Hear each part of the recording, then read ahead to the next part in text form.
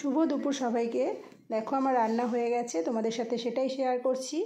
এটা হচ্ছে বকফুলের বড়া করেছি, বকফুল চাল বাটা দিয়ে আজকে করেছি।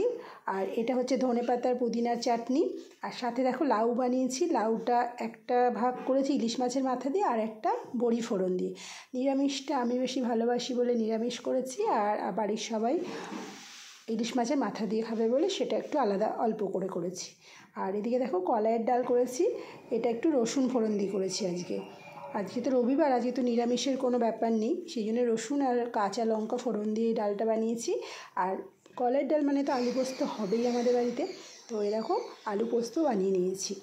আর এদিকে ইলিশ মাছটা একটু পাতলা ঝোল করেছি, যেটা কিনা বেগুন দিয়ে, আর কোনো কিন্তু মশলা এখানে ব্যবহার করিনি, শুধুমাত্র বেগুন আর কাঁচা লঙ্কা দিয়েই কিন্তু এই ঝোলটা করেছি। তো কেমন লাগলো বন্ধুরা আজকে আমার এই দুপুরের মেনু, অবশ্যই কমেন্ট করে জানিও।